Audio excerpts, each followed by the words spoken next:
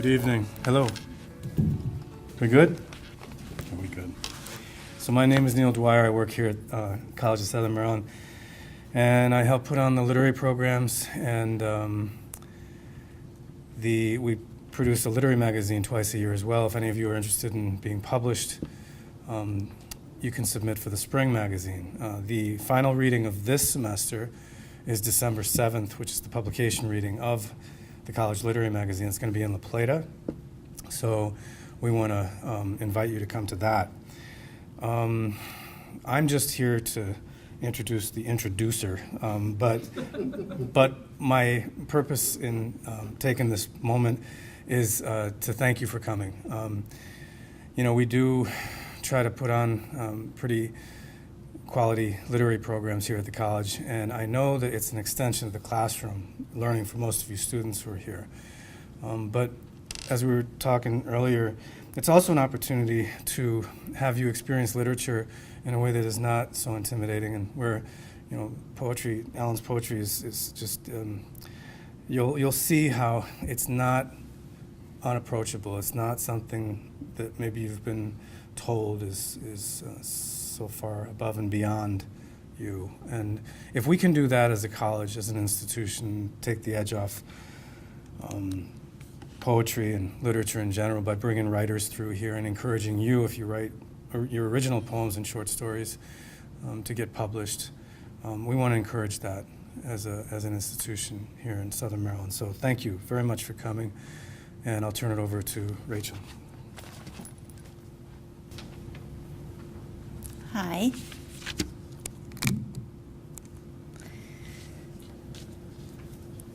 Thank you, students, for coming out on a Friday night. Alan King, I can tell you a few things about him. First, he's an author, poet, journalist, and videographer who lives with his wife and daughter in Bowie, Maryland, our local poet. That's the easy stuff. But what I really want to tell you, is this okay? Yeah. Okay, good. What I really want to tell you is the genuine great guy he is. And that one time meeting him, I was sure, when he writes, it is his heart. So we live in a time when at dinner, I could have asked more about his politics, his obvious concern of irrational racism in our country. I could have asked about his writing projects and his plans for an upcoming book. We live in a time of never-ending conversation of disappointment and fear for the direction of our country. We live in a time of distraction to avoid the opposition surrounding us. But those who know me, a few of you here, know that I can't hang with politics, not for too long anyway. No, I wanted to know about his life. He's a writer. He walks and observes and takes notes and reports out, and I wanted to know what he was looking at. Yes, he does look at, in his poems, trees shuddering at the sight of him walking the streets at night. And he does remind readers of the human behavior of stereotyping, writing, "Because I'm black, this late hour says I'm up to no good." He does, though, turn away from this image, does elevate what is in more of us than the news reveals, what's in more of us than what little pockets of certain neighborhoods reveal. He does this beautifully, writes, "No, I am not a studio gangster brainstorming street beef scenarios with an agent or rhyming in a booth about imaginary riches. I did write a poem once about mouth-shaped orchids and their aromatic kisses." This, the flower, that's what I got at dinner with him. Alan King is a father and a husband, and he, like all of us, worry and wonder about where we are headed. He is raising a little girl in a world he writes about, a world that may or may not offer her all that she deserves. So, though I could have spent time on his poems and his politics, I found it okay to ask about his daughter and his wife. One story, his wife allows his daughter in bed. She, his daughter, as he tells the story, angles her body in several directions all through the night. So Alan has found that sometimes the guest bedroom offers rest that he needs. But in the morning, when his daughter finds out he's there, she comes a-knocking and the door could break down for her daddy. You think he can resist? This, I think, is to be shared from his poetry, too. We are not that much different. We love the same, need sleep the same, cave into our cute little children the same. If only we could carry this idea and spread it.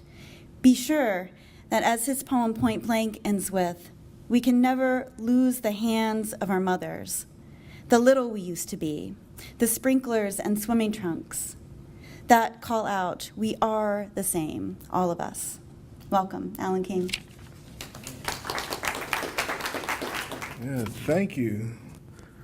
All right, that was awesome. So the whole time I'm sitting at dinner, you were like this, okay, just kind of observing and reporting yourself.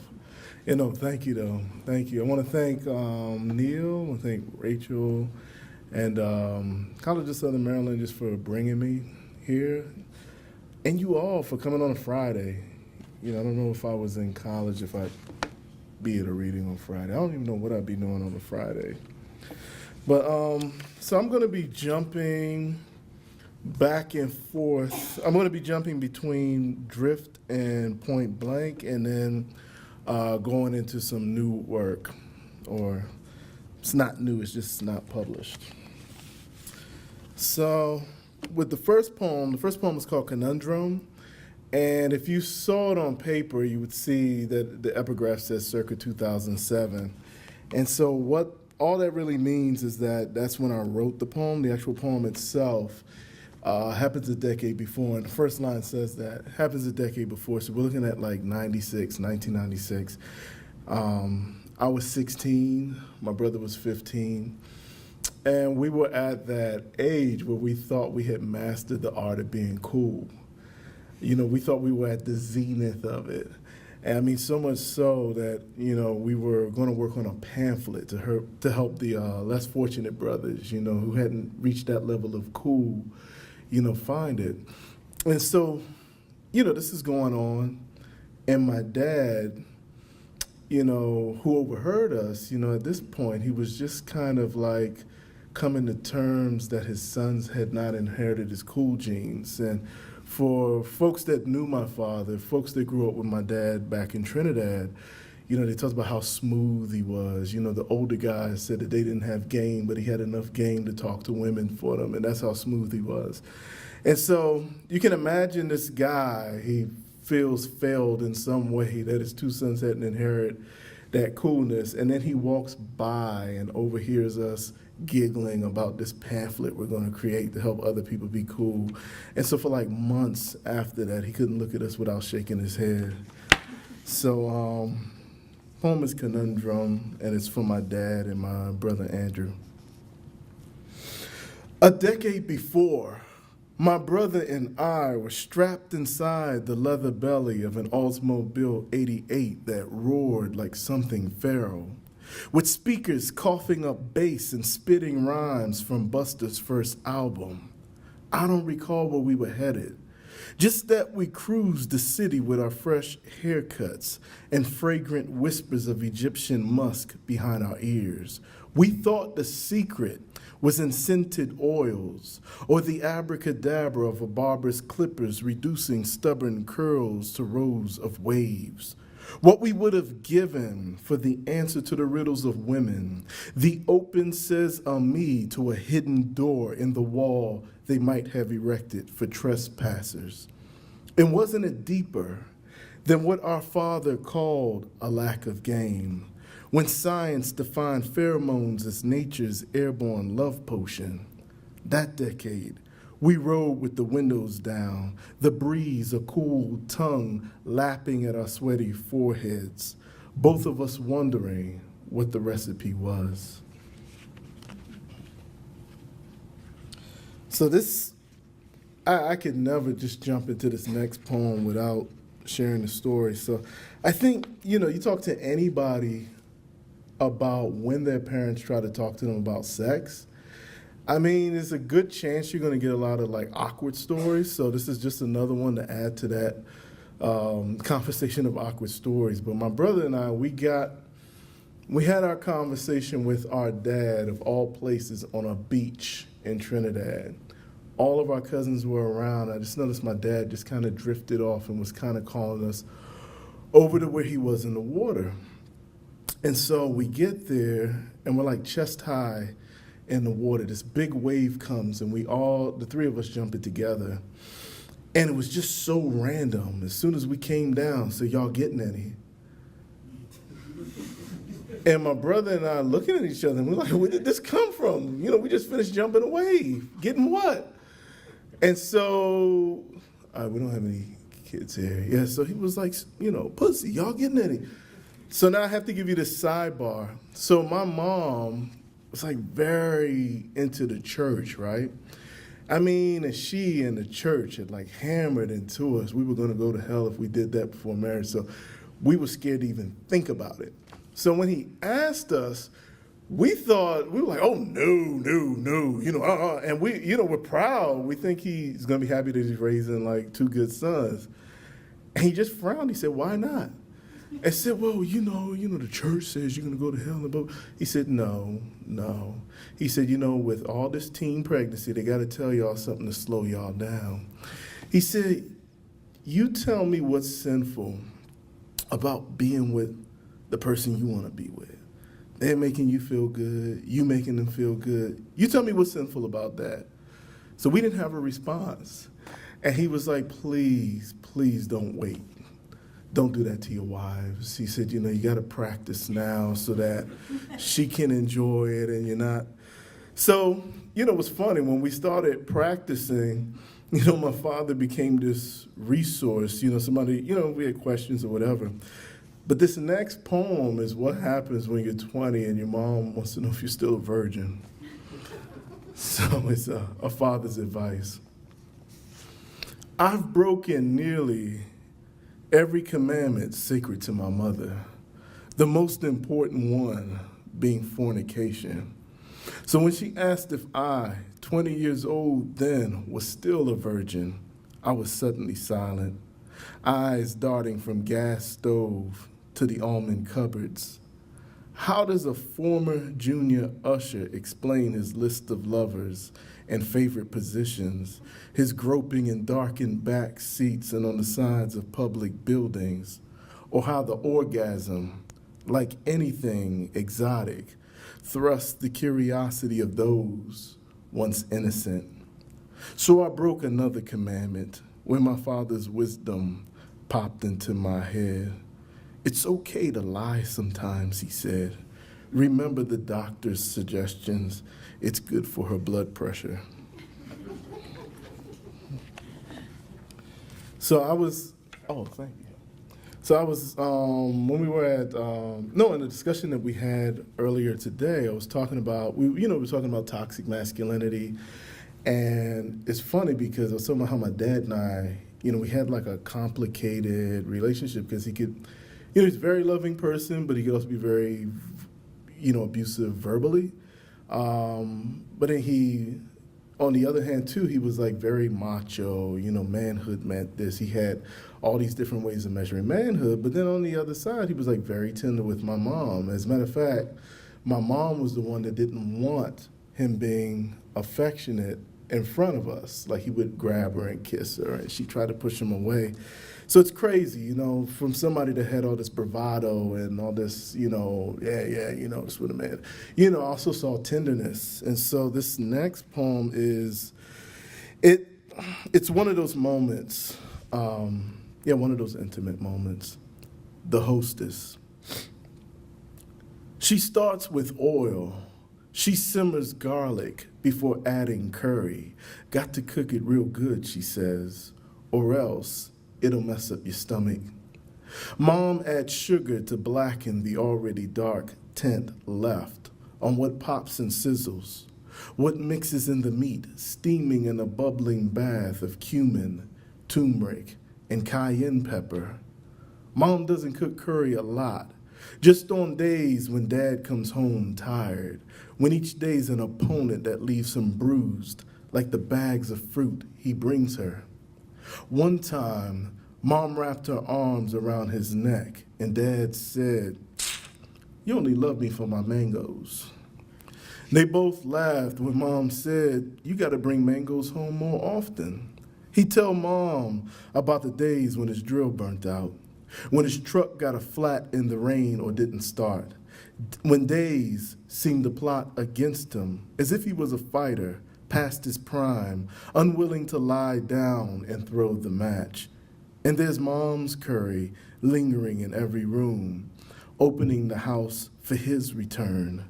Dad enters her scent that calls him to the kitchen, ready to put back what the ring takes out of him.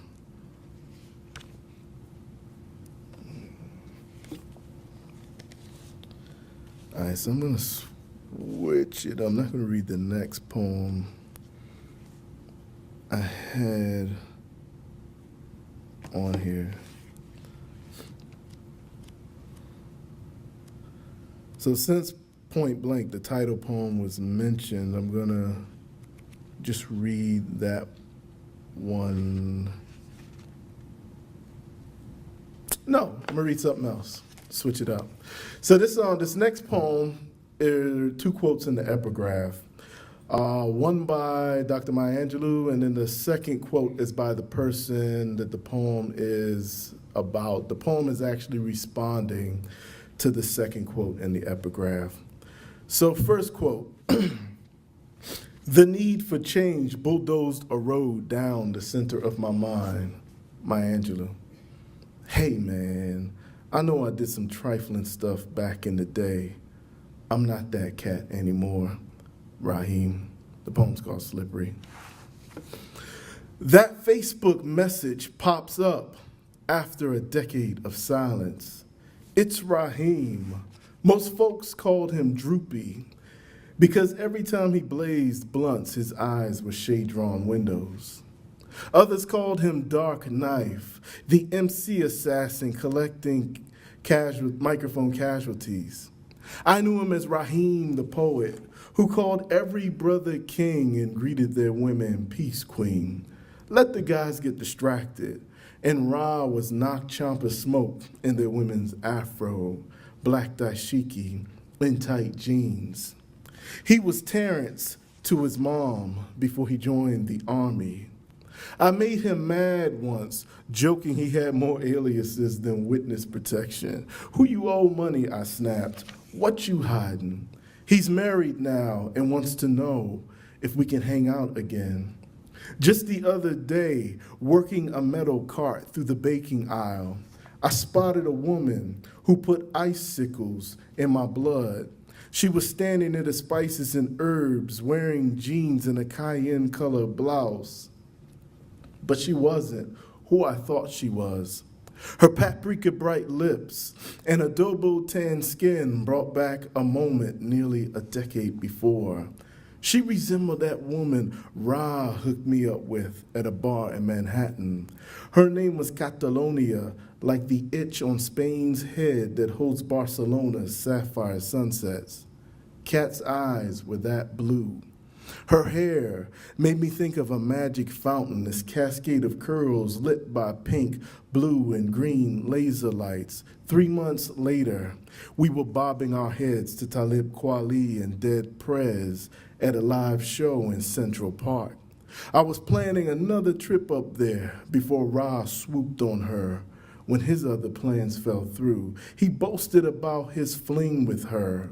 How her mouth played over his tender parts, how she was a bright horn whose notes he jazzed out. He was the Trojan horse that overran those who trusted him before they ran him out of the city.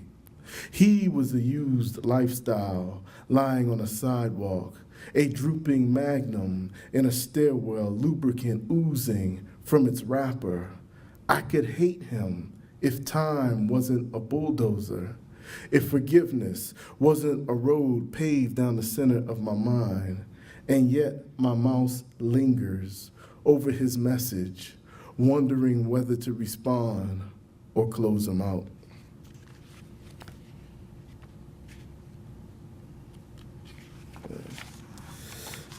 All right, so my wife, it's so funny, my wife and I, we love to talk a lot, but just at different times of the day.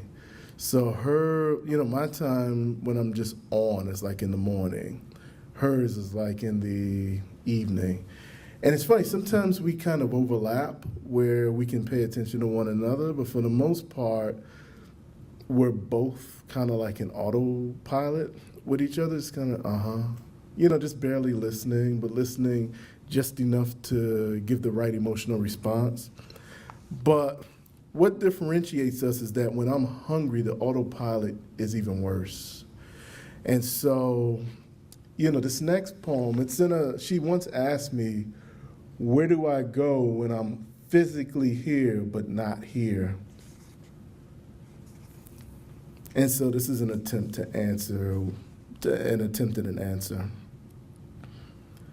I wanted bananas, a bunch of them, spooned body to body like small yellow kayaks. So I missed what you said about the war in Libya. When you say Gaddafi, I think of how they spoil if they sit too long on their wicker thrones.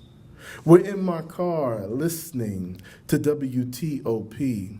We passed the Spanish market that calls what I love plátanos. Just saying plata. My tongue snaps like the slingshot's elastic strip hurling A's like stones.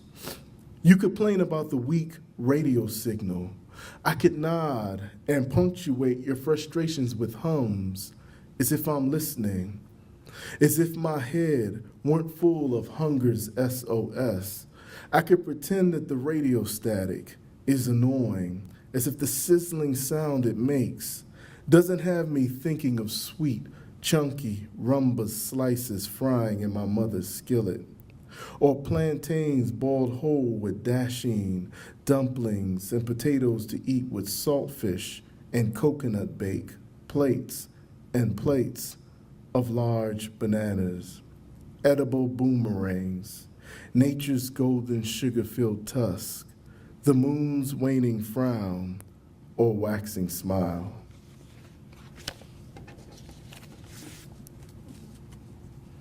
So these next two poems about, what I've been going through recently. So my wife and I, we recently had surgery. So my wife, right after we were engaged, she was diagnosed with lupus. And then January of this year, the lupus had completely damaged her kidneys, so she needed a transplant. We weren't a direct match, but thankfully they have this thing called the kidney exchange.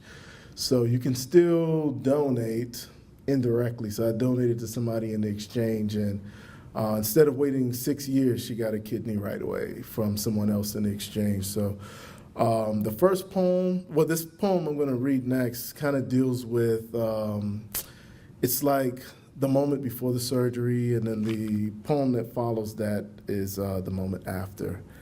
So this poem is Beacon. An intern asked, "Aren't you scared?"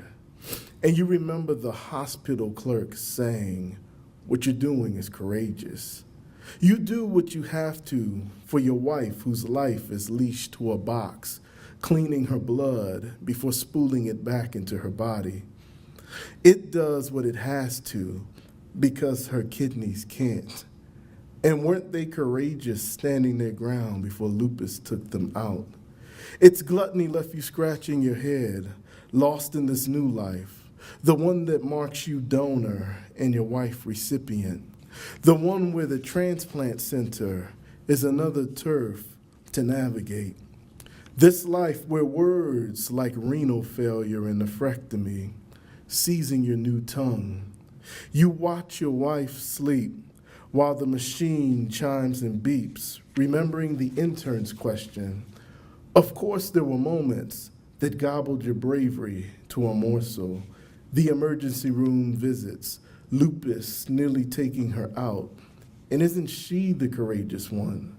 How she welcomes each day, even those where grief is the overcast sky. Those moments when the only light is her heroic heart blazing, these dark streets winding beyond the mysterious and unknown. Into the light. You're a floor below me, healing in your room. Both of us soar from the divine puppetry of science.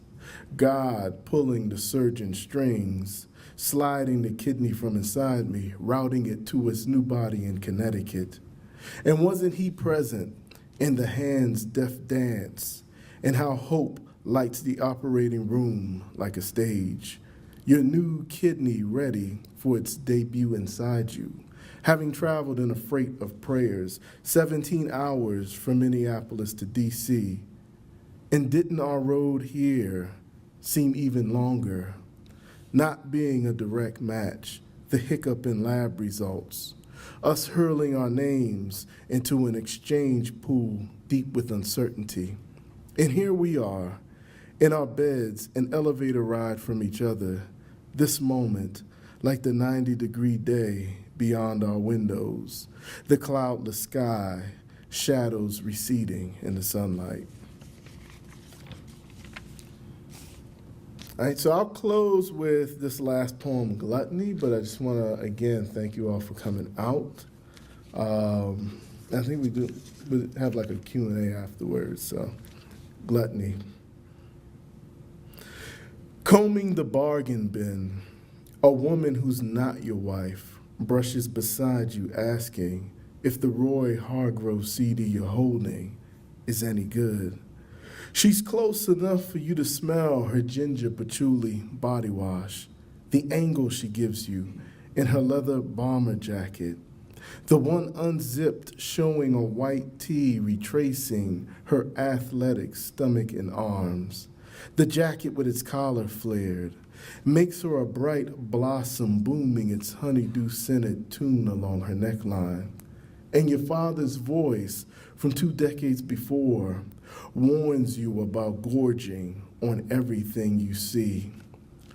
You were 16 the first time he told you, when your hunger hovered like that summer at Myrtle Beach, sisters strutting the boardwalk beneath a honey barbecue sun whose sweet light made each of them a long stretch of marinade, a chromatic scale of flavors along which your tongue was burning to play. And isn't temptation always lurking, eager to hold our common sense hostage? You tell the flower woman you're married after she points to a flyer for a Roots show and says y'all should go. When she says, "Are you happy?" you remember a brother once asking how you could love one woman when the world's a buffet. The possibilities of pleasure laid out like jumbo crab cakes, lasagna rolls, and buffalo wings. What's gluttony if not a symptom of our own hunger consuming us? Wasn't Jack as careless selling his sustenance for a handful of beans? You remember the story of the stalk that almost made him a hungry giant's grub.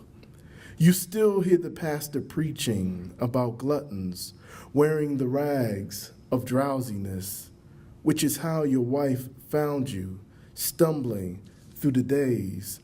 Your life before her was a stringless violin, a dark garden of wilted sunflowers, a camper trailer rusting against a moldy brick wall. You were once a city of power lines, boarded up clock towers, junked cars, and blazing drum barrel fires. What she saw in you, only her heart knows. Just like it knew you'd leave the temptress back at the listening booth, watching the automatic doors close behind you. At 16, you thought all there was to living was filling your appetite.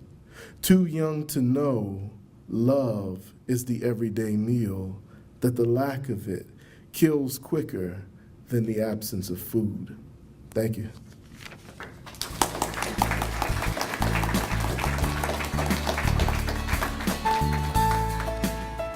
On summer vacation, we were black boys playing cowboys and Indians in a house that creaked when we rode up warped wooden stairs.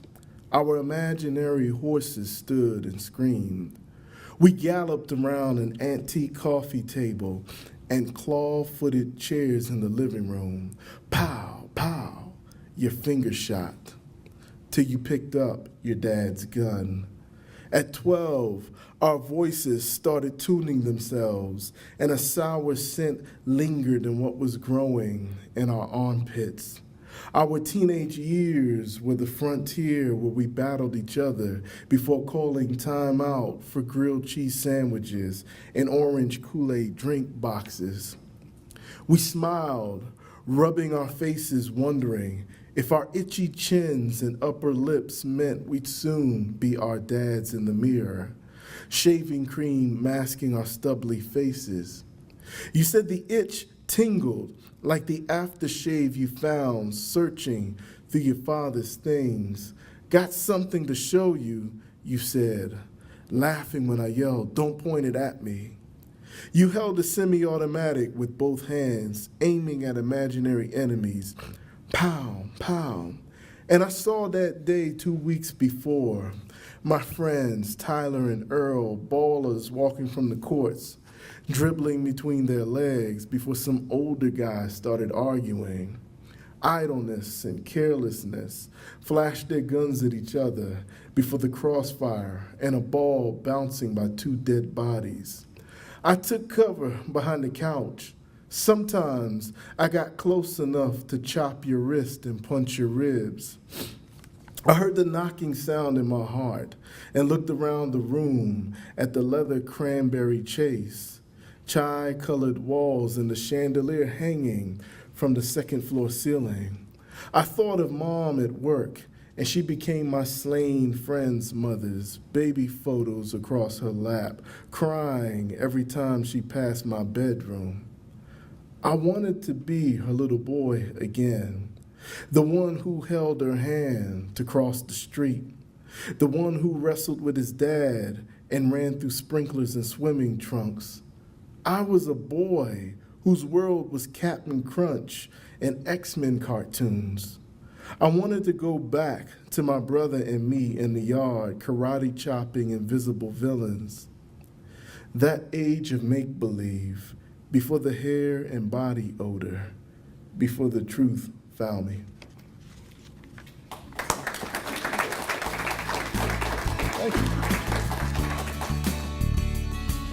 My high school English teacher. Everybody asked me, when I tell people the first poet I met, it was my English teacher. And, prior to that moment, I was writing poems, but I didn't think anything happened beyond that. I thought I wrote them in a journal, put it away, and then when family came over or whatever, I just shared it. Well, Mr. Grimes, he would, him being an actual poet, he would bring his poems to class, and he'd say, "I want to try these out with y'all." And I was like, "Well, why you want to try those? Why you want to try your poems out with us? What you getting ready to do with them?" And he said, "Oh, I'm going to go to this cafe and read." And my head just went hot. I was like, "What? There's a place for this? Poems don't just stay in your journal. There's people that actually want to hear them." And so that just really just opened up the possibility of poetry. But I think the writers that sustained me after that though was initially Sonia Sanchez. I was into I was reading some Nikki Giovanni. I was really heavy on Nikki Giovanni, but somebody was like, "Yo, check out Sonia Sanchez." And so I, to this day, I still love her book, Shake Loose My Skin. At that time I didn't have enough money to buy all her books, so I just bought the collected selecteds. It's a deal. You get all their work, or work from all of you get a taste of all of their previous stuff. But so writers like her and Tony Hoagland, who just passed, but a lot of the writers that helped sustain me. It depends on what's going on with me. At the time when I wrote the first book, I was single, so I wrote a lot about that. One person said, "Man, you was going through it," just writing my relationships, writing about all that stuff. And when the second book came out, I was married, was in grad school, and so my wife pops up a lot more in that. And so I was saying that, you heard from, when Rachel was doing the introduction that I'm working on a new manuscript. And so with that, just the surgery, it's, I'm really like, it depends on what's going on, where I'm at. I'm a father now, so I have a couple poems about my daughter. I have a poem dealing with the tension of like your parents, in-laws, and how they, second guess your parental instincts and stuff. So, and that manuscript is still a work in progress. So I'm not even, you have some writers that can plan it out, or I'm going to write about this and this is what's going to be. I don't function that way. Like I write, and then when I think I have enough stuff, I just sit with them and see how they speak to one another. And if I, and that helps me determine if I have a collection or not.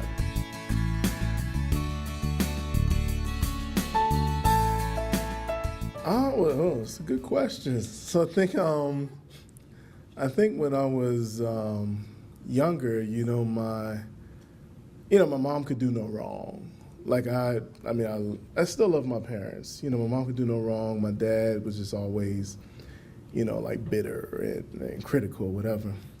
And it's funny, being a parent now and, kind of, we still love each other, but there's this tension because again, that second guessing, the parental instincts and stuff. But, too, like, having hindsight, just looking back, and I'm just like, wow, like my mother was pretty mean, like she's just brutally honest. But, I think when I was a kid, like I just kind of blocked it out, but I'm like, whoa, you're pretty raw. I look back, especially when I think about some of the stuff she told me during that time, I'm like, whoa, how did we hang out, But, and then too, my dad, like I don't see him as only being critical now. Like that's why, I'm able to see that our relationship is complicated because, he's a very caring person, but he could be hurtful, but the wild thing is, as hurtful as he could be, my dad, between he and my mother, he was more overprotective of us. Like he was, my mother was just kind of like, okay, but my dad was like, he wanted to know, he was, which was kind of odd because some of my friends, it was the other way around, but but I think now, like I can kind of look at the relationships I've had with my parents when I was younger, with a clearer focus now.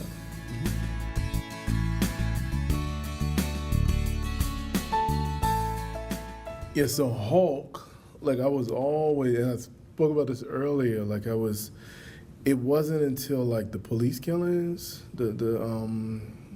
and then too, like how it was just kind of raw, like the person got killed and then they're demonized, posthumously.